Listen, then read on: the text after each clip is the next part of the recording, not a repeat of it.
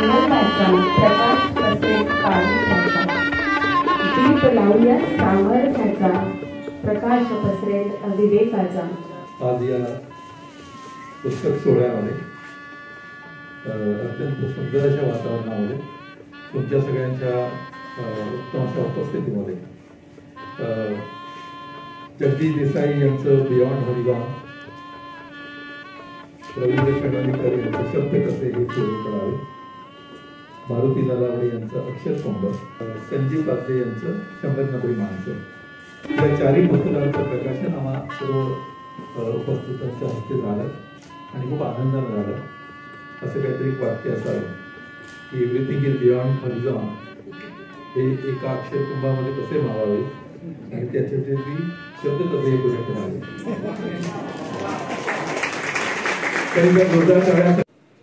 ठाण्यातील प्रसिद्ध साहित्यिक, अनेक काव्यसंग्रह, समीक्षात्मक पुस्तके त्यांची प्रकाशित आहेत। त्यांना बहिणाबाई पुरस्कार, महाराष्ट्र शासनाचा बालकवी पुरस्कार, ठाणे महानगरपालिकेचा पी सावळाराम पुरस्कार मिळालेला आहे। त्यांनी कवितांवर आधारित 300च्या वर संहिता लेखन व निवेदनही केले आहे। त्या कार्यक्रमांचे 2000 पेक्षा जास्त प्रयोगही झालेले आहेत। सर कथालेखन, ललितलेखन, चित्रपट गीतलेखन करतात। आपणास माहीत असलेल्या उंच माझा झोका या मालिकेचे लेखनही सरांनीच केलेले आहे। अनेक संस्थांमधून सर कार्यरत आहेत। ठाण्यातील मराठी ग्रंथ संग्रहालयाचे ते उपाध्यक्ष आहेत। अखिल भारतीय मराठी साहित्य संमेलनात तब्बल 25 वेळा ते निमंत्रित कवी म्हणून सहभागी झालेले आहेत। महाराष्ट्र राज्य साहित्य व संस्कृती मंडळाचे ते माजी सदस्य आहेत। ठाण्यातील अनेक लेखक वाचक चळवळीत त्यांचा सक्रिय सहभाग आहे। अशी नामवंत व्यक्ती म्हणजे आजच्या प्रकाशन सोहळ्याचे प्रमुख पाहुणे ज्येष्ठ कवी सन्माननीय अरुण म्हात्रे कार्यक्रमासंबंधी आपले मनोगत व्यक्त करीत आहेत। व्यासपीठावर असलेली सर्व मान्यवर मंडळी, लेखक मंडळी आणि विशेष म्हणजे या कार्यक्रमाच्या निमित्तानं उपस्थित झालेले दिनेश लाड सर यांचा विशेष उल्लेख करावा असं वाटतं, कारण ते लेखक जरी नाहीत पण या निमित्तानं कार्यक्रमाच्या निमित्तानं एक सेलिब्रिटी ज्याला आपण म्हणू शकतो असं ते आहे, कारण त्यांच्या हाताखाली अनेक क्रिकेटियर तयार झालेले आहेत। पण एक नेहमी उत्सुकता आपल्याला अशी असते की यांना तयार करणारा माणूस कोण आहे। आणि आपल्याला माहित आहे की सगळे क्रिकेटर जेव्हा काहीतरी एक पराक्रम गाजवतात किंवा असं लाईटमध्ये येतात, म्हणजे दिनेश लाड यांच्याबद्दल मी ऐकलं होतं शार्दूल ठाकूरच्या सगळ्या पराक्रमानंतर, तेव्हा सगळ्यांना माहीत झालं की कोणतरी दिनेश लाड नावाची ग्रस्त आहे जे त्याचे गुरु आहे। तर त्यांना बघून फार मला आनंद झाला। आजच्या क्रमात ही सेलिब्रिटी हो मी आणि बाकी सगळी मंडळी, कवी मंडळी ज्यांचं पुस्तक आज येत आहे ही सगळी मंडळी आहेतच। संजीव पाध्ये आज पहिल्यांदा मला भेटले आणि खरं तर त्यांचं एक पुस्तक मी स्वतः विकत घेतलं होतं अगोदर। आणि माणसं कशी अशी बारीक बारीक सगळ्या गोष्टी जमा करून एक पुस्तक तयार करतात आणि नंतर लक्षात येतं की हा माणूस आता पुस्तकाबद्दल काही फार बोलला नाही, पण त्यांच्या सगळ्या पुस्तकामध्ये त्यांनी जास्तीत जास्त संगीतकारांबद्दल लिहिलेलं आहे, गायकांबद्दल लिहिलेलं आहे। त्याच्यामुळे एक लगाव जो असतो ना, गाण्याचा लगाव, तो ताबडतोब कळतो। आणि आपल्याला नॉर्मली गाण्यात रमलेली माणसं फार आवडतात, कारण एक असं खूप सहृदय ज्याला म्हणतो, जिव्हाळा असलेलं असं सुरांचं नातं ते त्यांच्यामध्ये असतं आणि त्याच्यामुळे ते माझे आवडते लेखक आहेत। त्यांचं पुस्तक मी विकत घेतलं याचं कारण असं की त्यांनी त्यांच्या पुस्तकामध्ये युसुफ मेहरली यांच्यावर लिहिलं होतं, महात्मा गांधींवर लिहिलं होतं आणि मला वाटतं खय्यामवर खूप छान त्यांनी लिहिलं होतं। खय्यामचं नाव पूर्ण कोणाला माहीत नसेल पण त्यांनी ते त्याच्यात लिहिलं होतं। तर अशी खूप वेगळी माहिती देणारं असं पुस्तक। आणि आता तर 100 नगरी पुस्तक, 100 माणसांची माहिती तुम्हाला मिळणार। काही माहिती त्रोटक आहे पण काही माहिती फारच मूलभूत अशी माहिती आहे। तर त्यांचं अभिनंदन आणि आता सगळ्यांचंच अभिनंदन करावं असं वाटतं। मारुती नलावडे सरांवर तर मी लिहिलेलंच आहे, ते खूप छान शिक्षक आहेत आणि आमचा एक मित्र फार एक विनोदी वाक्य म्हणतो की मी शिक्षक आहे आणि तरी मी शिकवतो. तर त्याच्या अगदी वेगळं व्यक्तिमत्व ते आहे की ते केवळ शिकवत नाहीत, तर एक अशी धारणा असते ना शिक्षक म्हणून. मी त्यांच्या प्रस्तावनेत केलं की आपले शिक्षक सगळे जे आहेत ना आपल्याला मिळालेले, म्हणजे मी आता उभा आहे तुमच्यासमोर बोलतो आहे, पण मला नेहमी उभं राहिल्यावर माझ्या सगळ्या शिक्षकांची आठवण येते की ज्याने मला उभं केलं, ज्याने मला बोलायला शिकवलं, ज्याने मला हातवारी कशी करावी भाषण करताना हे सगळं सांगितलं. तर ही सगळी मंडळी जी आहे त्या शिक्षकांच्या मांदियाळीमध्ये मधले मारुती नलावडे आहे. चंडलिकांचं पुस्तकात मी सकाळी वाचलं आणि मला फारच इंटरेस्टिंग गोष्टी त्याच्याबद्दल कळल्या. म्हणजे ते एकदम पोइटिक आहे. ते आता कुठे तुम्ही ह्याच्यामध्ये होतात ना, सेल्फ मध्ये CST मध्ये होतात. तर मी पण अनेक वर्ष असेसमेंटचं काम करायचो कंपनीमध्ये आणि ते एक डिपार्टमेंट होतं. पण माझ्या साहेबालाच फक्त माहिती होतं की मी त्या मोठ्या रजिस्टरमध्ये कागद घेऊन कविताच लिहायची. तर ते पण मी गंमत त्यावेळी केलेली आहे. आणि देसाई सरांना मी का उगाच कोणाच ठाऊक त्यांची पर्सनॅलिटी अशी आहे. तर त्यांना मी पाहिलं असं सतत मला वाटतं. अगोदर भेटलो असावं. मला मी कधी बोटीवर गेलो नाही, पण आय डोंट नो कंपनीमध्ये कदाचित भेटलो असेल आपण. किंवा तुमचा चेहरा असा आहे की फॅमिली पण त्यांचं पुस्तक बघितलं आणि मला फार बरं वाटलं. काय सुंदर ब्रिलियंट पुस्तक त्यांनी तयार केलं. म्हणजे त्यांनी लिहिलंय ते ग्रेट, पण त्यांनी छापलंय सुद्धा विवेकने फार ग्रेट छापलं. त्याच्यामुळे हे पुस्तक जरूर असं विकत घेऊन घरी ठेवावं असं पुस्तक आहे. प्रथम तर माझा भाचाच आहे आणि मला सारखं टेन्शन असं येत होतं की तो सारखा भाचा म्हणायचा.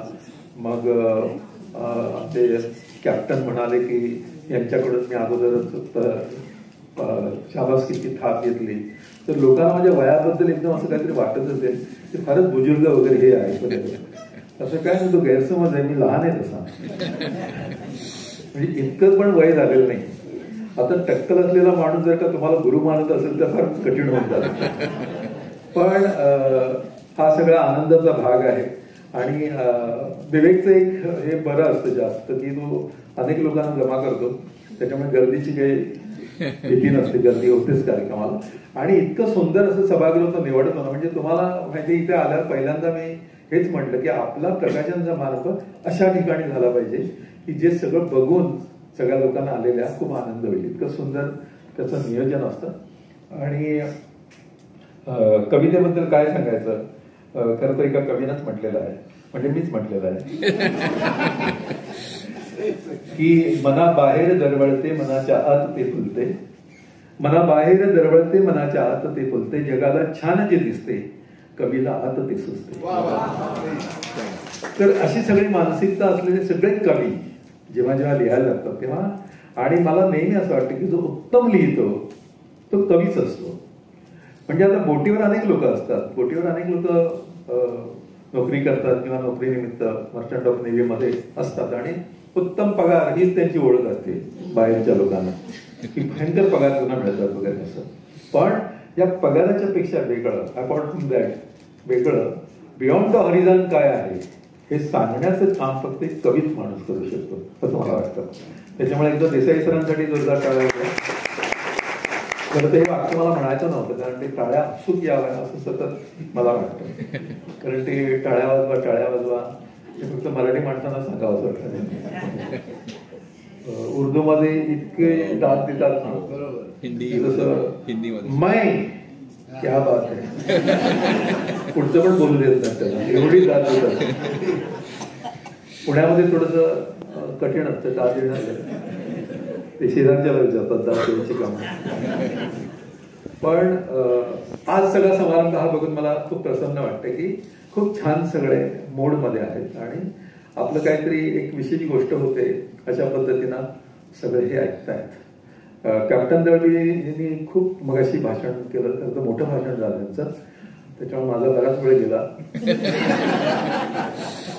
पण कॅप्टन दळवी ज्या पद्धतीनं सांगतात ना, तर असं वाटतं की ह्यांच्या सगळ्या गोष्टीच ऐकत राहतात, इतकी त्यांची ती हसोटी आहे सांगण्याची.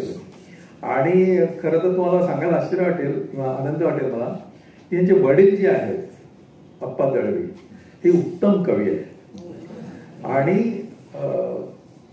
त्यांचा सगळा पसारा खूप मोठा आहे. He was a very big person. त्यांनी वॉज इन सचिवालय, मंत्रालयामध्ये ते काम करत होते, खूप मोठ्या पदावर होते. म्हणजे ते शरद पवार यांचे सेक्रेटरी होते.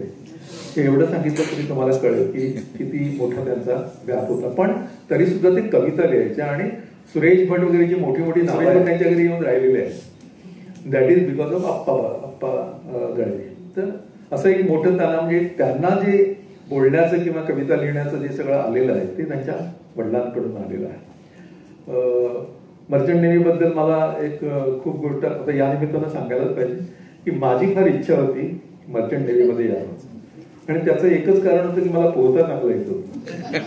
पण नंतर कळलं की पोहता चांगलं येणं हे काही क्वालिफिकेशन नाही.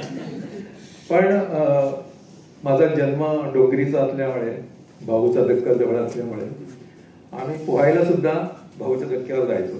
पण त्याच्यामुळे असं वाटतं की ह्या बोटी बिटी बघतोय आजूबाजूला, कधीतरी ह्या बोटीवर जायला मिळाला. पण नंतर भरतीकडे नॉर्मली कवीचं काही खरं नसतं. म्हणजे मी कवी होणार हे पण मला त्यावेळी माहीत नव्हतं. कसं काय मी कवी झालो, कारण कॉमर्स ग्रॅज्युएट मी आहे किंवा मी त्या लाईनमधलं आहे आणि बँकेमध्ये मी ते म्हटलं ना आमच्या ऑफिसमध्ये सेल्स टॅक्सचं काम करत होतो, सगळं असेसमेंटचं काम करत होतो. पण असो काय काय कविता वाटायला येतं हे सगळं मला माहिती आहे. मला कधी कधी कोणीतरी असं विचारतं ना की इतकं छान कसं काय लिहिता तुम्ही, तर मी त्याला सांगतो परिस्थितीमुळे. परिस्थिती तुमच्यावर अशी असते की you can't right a simple thing किंवा नॉर्मल थिंग. आणि एक खूप मोठा आनंद मला नेहमी असं वाटतं की कवितेमुळे किंवा ह्या शब्दांच्या अक्षरांच्या सगळ्या सानिध्यात असल्यामुळे इतक्या मोठ्या मोठ्या लोकांशी माझी जवळीक आहे किंवा मी भेटलेलो आहे. म्हणजे आता आज एकदम ताबडतोब आठवण्याचं कारण म्हणजे पाडगावकरांची आठवण कशामुळे झाली तर आमचे दळवी जे आहेत कॅप्टन दळवी ते सेम त्यांच्यासारखी कविता म्हणतात.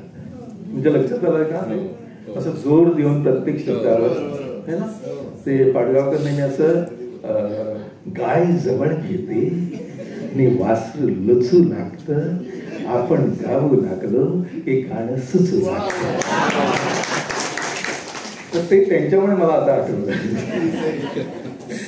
ते इतके त्यांना फॉलो करतात छान. त्याची कविता सुद्धा कधी कधी पाडगावकरांच्या स्टाईल्स मध्ये असतात. आणि पाडगावकरांचं मला फार बरं असं वाटतं की त्यांनी फक्त कविता लिहिल्या नाहीत, आपल्याला एक जगण्याचा मार्ग सांगितलेला आहे. नेहमी असं म्हणतात की आपलं जगणं व्हावं गाणं, अशी त्यांची फिलॉसॉफी आहे की तुमचं जगणं सुद्धा गाणं झालं पाहिजे. आणि गाण्यात सर्व माझे इमान आहे, ज्याचे खरे न गाणे तो बेईमान आहे, अशा पद्धतीची धारणा करत त्यांनी एका ठिकाणी असं लिहिलंय की आपलं गाणं आपल्याला पटलं पाहिजे, आपलं गाणं आपण मनापासून म्हटलं पाहिजे आणि फांदीतून तसं पान फुटलं पाहिजे. तर ही जी धारणा आहे ही आम्हाला पाडगावकरांनी शिकवलेली आहे. आणि एकीकडे हे पाडगावकर जसे खूप सुंदर सुंदर प्रेमकविता लिहितात, निसर्ग कविता लिहितात, तितके ते वातरटिका पण छान लिहित असतात. म्हणजे त्यांची एक वातरटिका मला इतकी आवडते, ते असं म्हणतात की एक होता पाववाला तो माझ्या गावाला, ही जी बाई विकते भाजी ती माझ्या मित्राची आजी, आणि समोर जी दिसते सुंदर बाई ती अजूनपर्यंत माझी कोणीच नाही. तर हे जे असा जो मिश्किलपणा सगळा आहे, हा मिश्किलपणा आम्हाला खूप महत्वाचं वाटतं. कारण शेवटी जगणं नावाची गोष्ट आहे ती अनेक तुमच्या सगळ्या संघर्षातून जात असते. संघर्ष नावाची गोष्ट आयुष्यात असते, पण या संघर्षातून जो उत्तम मार्ग काढतो आणि उत्तम असं काहीतरी देत असतो तो आपल्याला जवळचा वाटत असतो. बायकोबरोबर आपलं फार पटत का नाही कधी कधी, त्याचं कारण असं ती फार वास्तवातल्या गोष्टी सांगत असते. म्हणजे मला नेहमी वाटतं की ज्ञानपीठ मिळालं असतं समजा मला, आणि मिळेल कधीतरी तर बघूया, तर ते माझ्या बरोबर सुद्धा मिसेस आली ना तर ती मध्येच कुठेतरी कपडे कसे स्वस्त मिळत आहेत म्हणून त्या दुकानात शिरेल असं मला सारखं वाटत असतं. तर हे असं जे वास्तव असतं त्या वास्तवापासून दूर जाण्याचा आपण प्रयत्न करतो आणि ते खूप सुंदर असं स्वप्नमय जे असतं ते सगळं आपल्याला आवडतं. आणि म्हणून आपल्याला इंदिरा संत आवडतात, आपल्याला मर्ढेकर आवडतात, आपल्याला बोरकर आवडतात. आणि हा सगळा दिवस सीझन जो आहे ना सध्या पावसाळी सीझन, हा सगळा ह्या कवींचा सीझन आहे. म्हणजे आज बोरकर असते तर सरीवर सरी आल्या ग सचेल गोपी नाल्या ग, सरीवर सरी आल्या ग सचेल गोपी नाल्या ग, गोपी झाल्या भिजून चिंब थरथर कापती निंब कदंब, तना मनातून टाळ मृदुंग, पाने पिटती टाळ्या ग सरीवर सरी आल्या ग, सरीवर सरी आल्या ग सचेल गोपी नाल्या ग. किंवा आमचे वसंत बापट कुठे गेले होते? अमेरिकेत गेले होते. मियामी नावाचं बंदर आहे तिकडे कॅलिफोर्नियामध्ये. तिकडे गेले तर तिकडे जाऊन आपल्याला वसंत बापट म्हणजे काय असं सणसणीत कविता लिहिणार आहे ना, पण तिकडे जाऊन कुठली कविता त्यांनी लिहिली? तिकडे जाऊन आंबा पिकतो रस गळतो मिया मिला मी जिमा कळतो, आंबा पिकतो रस गळतो मिया मिला मी जिमा कळतो, कुठे सकाळ कुठे दुपार हिरवी माया अपरंपार, फ्लॉरिडाच्या बागा नारंगी झऱ्या झऱ्यातून सारंगी, मिया मी बंदर खुळा समेंदर कोकण समजून डुचमळतो, मिया मिला मी जिमा कळतो आंबा पिकतो रस गळतो मिया मिला मी जिमा कळतो. तर हे सगळी मानसिकता जी आहे ती अशी खूप सुंदर मानसिकता आहे, आणि सुंदर मानसिकतेचे आपण सगळे पायिक आहोत असं आपण म्हणतो. म्हणजे मराठीने आपल्याला काय दिलं? तर मराठीने आपल्याला हे सगळं सोनं दिलेलं आहे असं मला वाटतं. मला आठवतं आता तुमच्यापैकी किती जण जुन्या शाळेत होतात, पण देवा तुझे किती सुंदर आकाश सुंदर प्रकाश सूर्य देतो इथून आपली सुरुवात झाली, आणि उठा उठा जीवताई सारीकडे उजाडले डोळे तरी मिटलेले अजूनही, आणि मग गायी पाण्यावर काय म्हणून आल्या काग गंगा जमुना या मिळाल्या हे आपण ऐकलं. आणि मग ते एक समुद्रावरचं गाणं अफाट दर्यात वाहती वारे बेफाम जय गडला जाया निघाली संत तुकाराम, अशी कविता आम्हाला त्या बोट होती संत तुकाराम, ती बोट बुडाल्याची एक सुंदर कविता त्यावेळेस. सगळं आजूबाजूचं जे वास्तव आहे ना, रामदास बोट पण बुडाली मग संत तुकाराम संतांची नावं ठेवली की ती बोट बुडते. पण तो सगळा इतिहास या कवितांमुळे असं जिवंत राहिलेला आहे. आणि तुम्हाला सांगतो आता आपण सगळे साहित्याशी बांधलेले गेलो, अक्षरांशी बांधलेले गेलो. त्याचं कारण तुम्हाला माहितीये का? आपण धडे फार ऑप्शनला टाकलेले आहेत, पण कविता आपण सगळ्या लक्षात ठेवलेल्या आहेत. कारण कितीतरी वर्ष झाली आता, जवळजवळ प्रत्येक जण माझ्या बरोबरचे काही लोक असतील तर 40-40 वर्ष झाली असतील शाळा सोडून. त्या सगळ्या जुन्या कविता असतील ना, बरं का ग म्हणता काय झालं एकदा, ताई आपली किशीत होती कसा कसा कांदा, कांदा राहिला हातात बेळी गेली बोटात, बेळीवर लोटली नाचत सुटली धक्क्याने मोरंब्याची भरणीच फुटली, हाय हाय हाय काचेवरी पाय काज गेली पायात आता करायचं काय. हे अशा सगळ्या कविता आहेत ना, सगळ्यांच्या लक्षात राहिलेल्या कविता आहेत. तर हे सगळं भांडार जे आहे अक्षरांचं भांडार हे ज्यांच्यामुळे जिवंत राहतं, त्याच्यामध्ये जशी कवी असतात लेखक असतात तसा एखादा विवेक नेत्रसारखा प्रकाशक सुद्धा असतो. हे सुद्धा मला आवर्जून सांगायचं असतं. म्हणजे तुम्ही असा विचार करा की 4 पुस्तकांचा इतका असा हा कार्यक्रम, तर त्याचं इतकं सगळं जमवून आणावं लागतं. तर 600 पुस्तकं केली असतील तर काय केलं असेल यांनी, म्हणजे तोच विचार करत असतो की काय झालं असेल यांचं. पण हे तरतरीतच दिसतात आणि ते अजून 600 पुस्तकं करतील की काय अशी मला आता शंका वाटायला लागली. पण हा खूप मोठा भाग आहे, आणि मला नेहमी असं वाटतं की शब्दांचं सगळं धन तुमच्यावरून आणण्याचं काम ही सगळी मंडळी करतात. तर प्रतीक्षा इतकं सुंदर निवेदन करते त्याचं कारण ती बाकी सगळी शिक्षिका वगैरे असेल, पण ती आतून एक कवयित्री आहे, उत्तम कवयित्री आहे, आणि त्याच्यामुळे उत्तम शिक्षिका पण आहे त्याच्याबरोबर. तर शिक्षकांबद्दल काय सांगायचं, म्हणजे मला नेहमी अजून इतकी वर्ष झाली तर त्यांच्या न्यू इंग्लिश स्कूलमध्ये एक नलिनी जोशी नावाच्या बाई मराठी शिकवायच्या, त्यांची अजून मला आठवण येते. डाव्या हाताने ते फळ्यावर लिहायच्या त्या, आणि त्यांचं ते सगळे चित्र माझ्या डोळ्यासमोर इतकं आहे की मला असं वाटतं की या सगळ्या मंचावर अशा पद्धतीने येण्यासाठी जो बहुमान मिळतो त्या बहुमानाची रुजवात आहे ना ती शाळेमध्ये झालेली असते, आणि ती शाळेमध्ये आपल्या या भाषेने केलेली असते. त्याच्यामुळं जरी देसाई तिकडे बोटीवर असले, जरी प्रथम तिकडे देशात दुसऱ्या देशातलं प्रथमने त्या अगोदरच्या पुस्तकामध्ये फिलिपाईन्स मधली मुलं आहेत ती कुठल्या भाषेत बोलतात, त्यांच्याबरोबर कसं डील करावं लागतं हे सगळं लिहिलेलं आहे, विस्ताराने लिहिलेलं आहे. आणि कळत नाही तिकडची भाषेची मुलं ती अशी घोळक्याने येतात मुलं. म्हणजे आपल्याकडे जसं युपी मधली सगळी युपी किंवा बिहार मधली मुलं सगळे येतात तसं त्यांच्याकडे बोटीवर जी क्रू असतात साधे ते, आणि ते पैसे मागताना मग त्यांना फक्त त्यावेळी भाषा एक लागते. तर त्यावेळी काय होते गंमत सगळी ती आमच्या प्रथमने लिहिलेली आहे. तर हे सगळं देणं म्हणजे मला असं वाटतं की हे अक्षरांचं जे देणं आहे, हा जो अक्षर कुंभ आहे, जो मारुती नलावडेंच्या पुस्तकाचं नाव आहे, खरं तर अशा अक्षरांच्या सगळ्या सानिध्यामध्ये आपण सगळे मोठे होतो असं मला वाटतं. आणि ही एक संध्याकाळ आज या सगळ्या अक्षरांच्या कुंभासाठी किंवा या अक्षरांच्या सगळ्या वर्षावासाठी आपल्यासाठी आहे. आपण आज अक्षरात न्हावून निघतो, अक्षरात रमून जातो किंवा ह्या पुस्तकांची सगळी काळजी करतो. प्रत्येक जण जाताना आता एक 4-4 पुस्तकं घेऊन जातील तेव्हा त्यांचं सगळं परत एकदा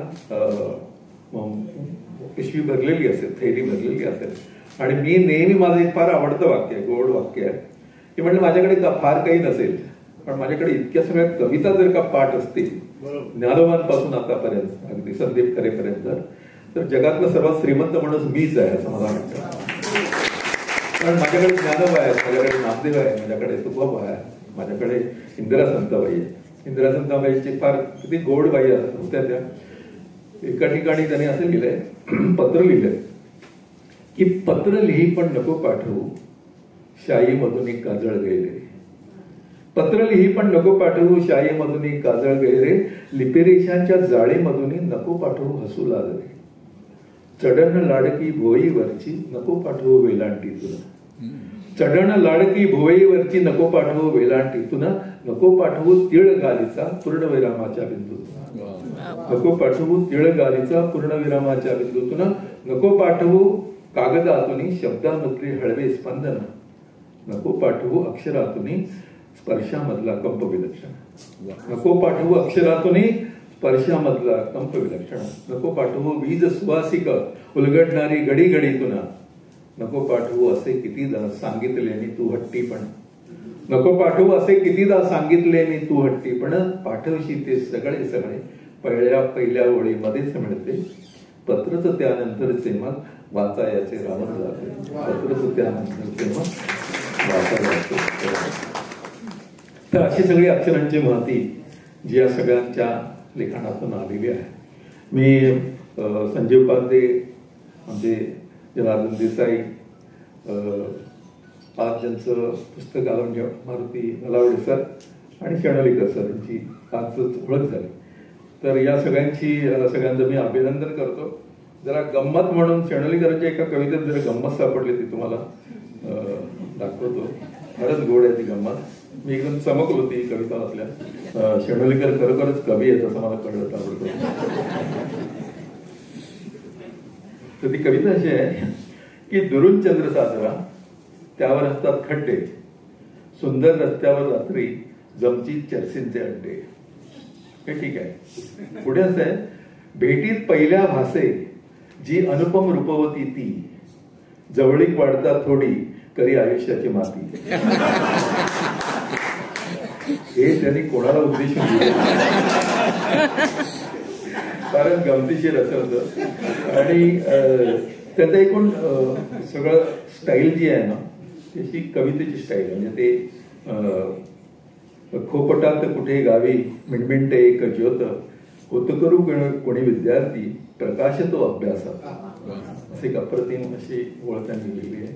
आणि एक म्हणजे आपल्याला नेहमी लक्षात येतं असं एक चित्र त्याच्यात आहे. त्यात त्याने एक साधत आहे पण की उद्यानातील झाडाखाली एक बाकडे प्रशांत बसते. उद्यानातील झाडाखाली एक बाकडे प्रशांत बसते. समृद्धीचे जग न्याहाळीत आनंदाने हळूच असते.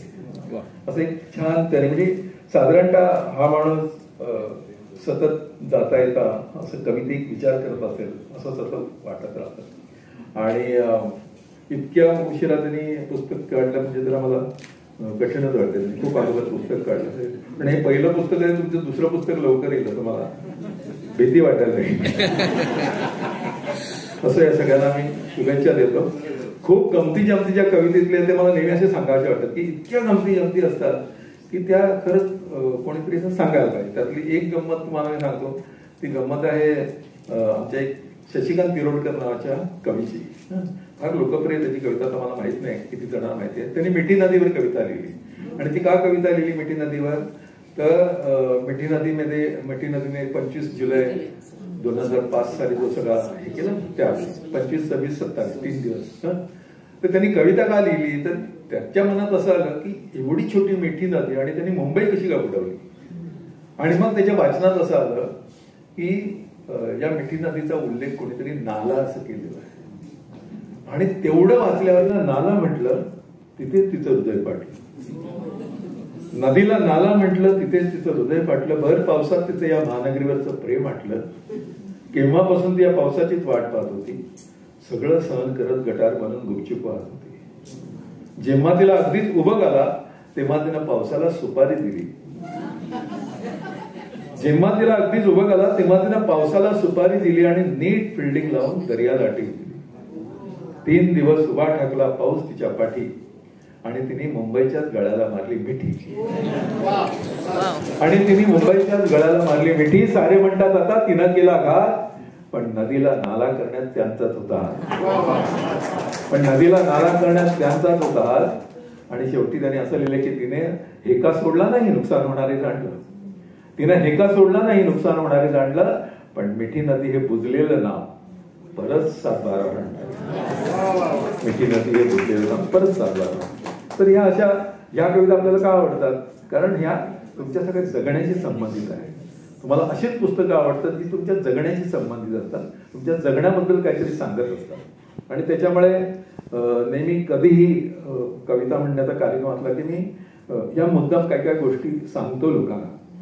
म्हणजे आमचा एक प्रशांत असणारे नावाचा मित्र आहे, त्याने आईवर 4 ओळी लिहिल्या, एकदम सिंपल.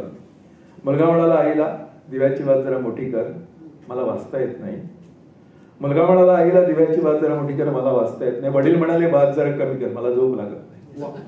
वडील म्हणाले वात जरा कमी कर, मला झोप लागत नाही. रात्रभर बिचारी दिव्याची वात कमी जास्त करत राहिली. रात्रभर बिचारी दिव्याची वात कमी जास्त करत राहिली. आयुष्यभर दोघांमध्ये वातीसारखी जळत राहिली. हे सगळं आपलं सोनं आहे असं मला वाटतं. हे सगळं बारीक बारीक बारीक अशा गोष्टीमधून सगळं सोनं आपल्याला या कवी लेखक मंडळाने दिलेलं. ते सगळं आपल्याकडे पाहिजे. हे सगळं तुमच्याकडे पाहिजे. ही पुस्तकं आपल्याकडे पाहिजेत. तर हे सगळं सोनं आपल्याकडे आहे असा याचा अर्थ होतो. आता बाकी गमती जमती पण खूप अशा आहेत. म्हणजे एका ठिकाणी आमच्या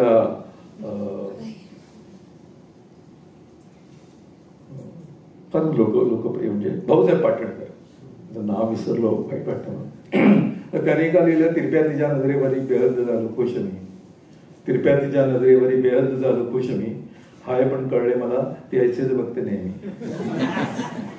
किंवा आमच्या सोमशिंदाने लिहिलंय सगळ्या ज्येष्ठ मंडळींसाठी की तिच्या एका स्पर्शाने म्हातारा तरुण झाला. तिच्या एका स्पर्शाने म्हातारा तरुण झाला. काठाकाठानं का होईना पण समुद्र फिरून आला. मस्त छान 4 ओळीमध्ये लिहितात. आणि आता मी शेवट करतो. खरं तर खूप मोठीने शेवट करावं असं वाटत होतं, पण एक गमतीशीर कविता आहे ती, म्हणजे तुमच्या सगळ्या वयाची कविता म्हणून म्हणतो. ती कविता म्हणजे ती सगळं विडंबनच आहे. ते एका मंगळवेड्याच्या कवीने लिहिलेलं आहे. तर त्यांनी असं दुःख त्यांच्या मॅट्रिकचं लिहिलेलं आहे. SSC ला त्यांचा काहीतरी प्रॉब्लेम झाला होता. म्हटलं काय प्रॉब्लेम झाला काका, तर म्हटलं ऐक. आणि त्यांनी मला ऐकवलेला प्रॉब्लेम तुम्हाला सांगतो.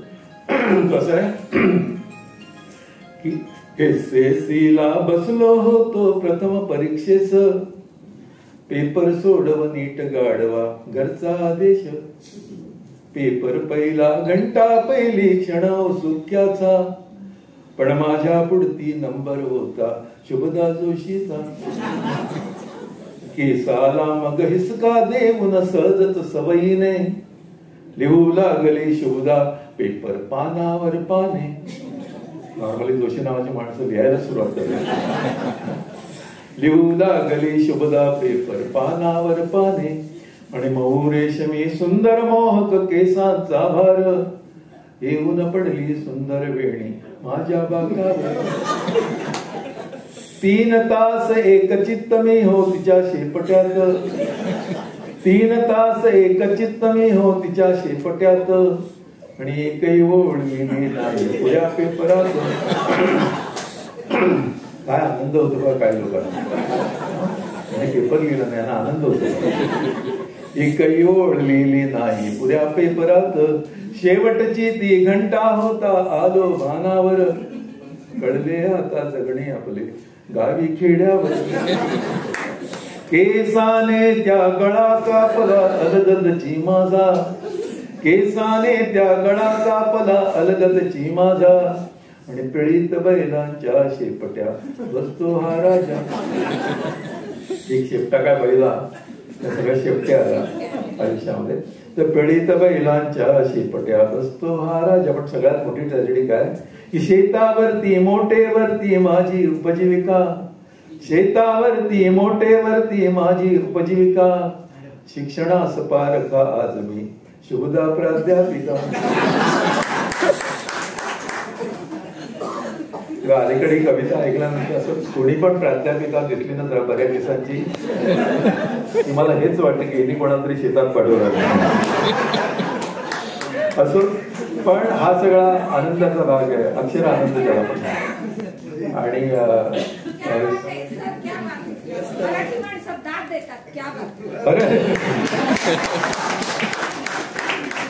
त्याला पण दाद दिली पाहिजे. पण हा दाद देण्याचा व्यवहार जेवढा चांगला तेवढा आपण समृद्ध होतो असं मला वाटतं. आणि मी मगाशी म्हटल्याप्रमाणे दुःख खूप असतं, पण अशा खूप चांगल्या आनंदाच्या क्षणी प्रकाशनाच्या क्षणी आपण जेवढा आनंद व्यक्त करतो तेवढा आनंदच आपल्यासाठी खूप असतो. ही खूप प्रसन्न संध्याकाळात आपण एकमेकांच्या सोबतीनं काढलेली आहे. मला माहिती नाही आणखी 2-3 वर्षांनी आपण मोर्चात असणार आहोत आणि कदाचित तिकडे उन्हात आपल्याला जावं लागणार. कुठला नेता कुठे जायला सांगतो काहीच कळत नाही, अशा परिस्थितीत सगळे मराठी लोक आहेत. पण आपण तरी सुद्धा ह्या सगळ्या कवितांचा, या सगळ्या लेखांचा, या मराठी अक्षरांचा अनुभव घेणार आहोत. कधीतरी बरं वाटेल तेव्हा दिनेशला मला तिकडे नेट प्रॅक्टिसमध्ये नेटवर दिसतील तिकडे, तेव्हा आणखीन जास्त बरं वाटेल. आणि बरं यासाठी वाटेल की ते त्यावेळी ओळखतील मला. एरवी आपण उगाच शिवाजी पार्क करून जात असतो तिकडे, कोणी कुत्रं तुम्हाला विचारत नाही. पण आज या निमित्तानं त्यांच्या बरोबर भेटण्याची संधी मिळाली तर तुमचे सगळ्यांचे मी मनापासून आभार मानतो. विवेकच्या मनातला हे किती बडबडणार अजून काय कळत नाही, तो घाबरलेला आहे तिकडे कार्यक्रम संपायला पाहिजे लवकर म्हणून. तर माझ्या वतीनं म्हणून तुम्हाला फक्त 4 ओळी ज्या सांगतो ते अशा आहे की विसरता येत नाही असे नसतेच काही, मनाला सांधणारे नवे मिळतेच काही. विसरता येत नाही असे नसतेच काही, मनाला सांधणारे नवे मिळतेच काही. चुकाना टाळताना किती केली हुशारी, चुकाना टाळताना किती केली हुशारी. नवे दिसताच कोणी पुन्हा चुकतेच काही, मनाला सांधणारे नवे मिळतेच काही. तिला राणी म्हणालो, त्याचं कारण मी शोधून काढले की काय काय पद्धतीनं असं कवी तिला हे म्हणू का ते म्हणू, असं ना चांद का तुकडा म्हणू, आणखी तसं बर्फीचा तुकडा म्हणू, असं सगळं लागतं. पण तिला राणी म्हणालो, तिला देवी म्हणालो, तिला राणी म्हणालो, तिला देवी म्हणालो. किती म्हटले तरीही जरा उरतेच काही, मनाला सांधणारे नवे मिळतेच काही. आणि ज्या 2 ओळी सांगण्यासाठी किंवा तत्वज्ञान इतक्या वर्षीचं सांगण्यासाठी जे लिहिलंय ते अशा आहेत की मानतो कागदाला, मानतो लेखणीला, मानतो कागदाला, मानतो लेखणीला. कळे शब्दात अंतिम, कळे शब्दात अंतिम असे नसतेच काही, मनाला सांधणारे नवे मिळतेच काही. विसरता येत नाही असे नसतेच काही, मनाला सांधणारे नवे मिळतेच काही. हो नवे मिळतेच काही.